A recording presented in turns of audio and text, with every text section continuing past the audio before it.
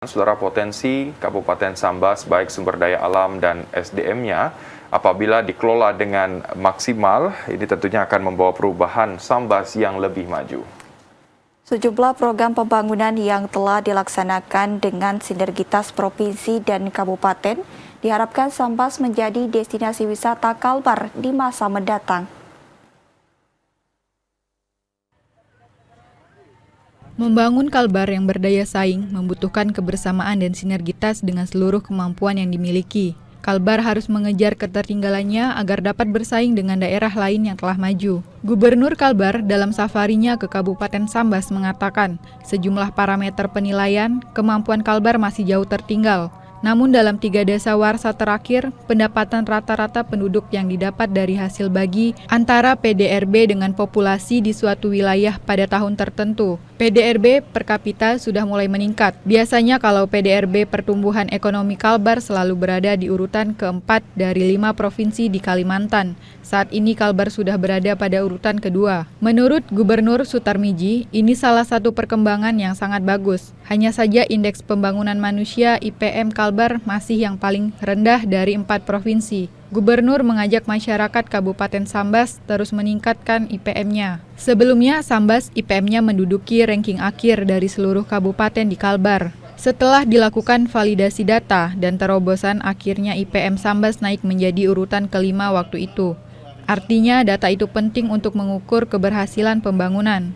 Setelah memperbaharui datanya, tahun 2021 Kalbar peringkat terbaik kedua nasional dalam hal pelayanan publik. Kemudian KPK menilai Monitoring Center for Prevention MCP atau monitoring capaian kinerja program pencegahan korupsi melalui perbaikan tata kelola pemerintah yang dilaksanakan pemerintah daerah di seluruh Indonesia. Kalbar berada pada angka 69,98%. Diharapkan Sambas berkolaborasi dengan Pemprov Kalbar dalam memperbaiki peringkatnya.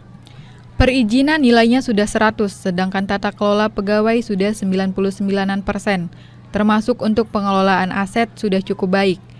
Menurut Gubernur Kalbar, membangun daerah harus berdasarkan prioritas.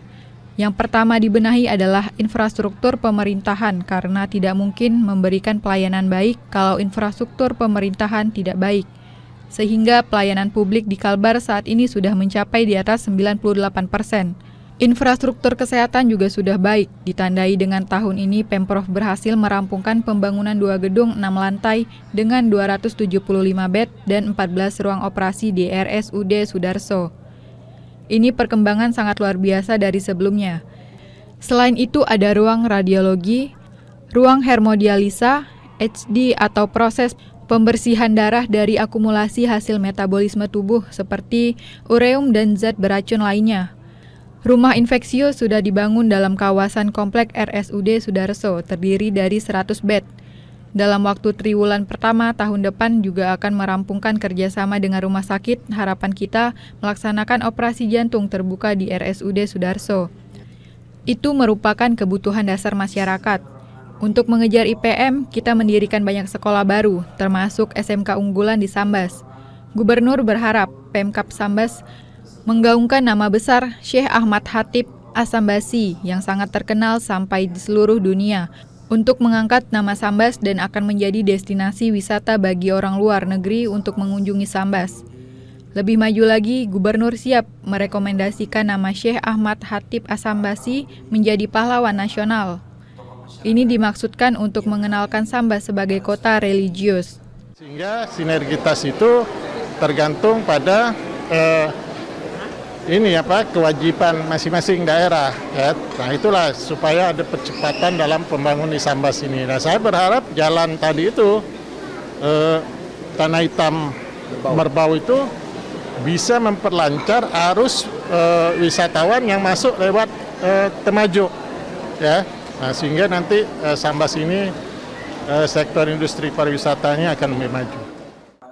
Sambas memiliki potensi wisata pantai yang cukup eksotis, berpotensi menjadi destinasi wisata pantai di Kalbar.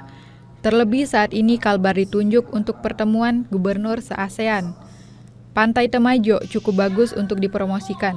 Belum lagi Komplek Rumah Melayu juga akan menjadi ikon wisata Kabupaten Sambas. Kedepan juga Sambas mempunyai waterfront city dan sudah dirampungkan tahun depan.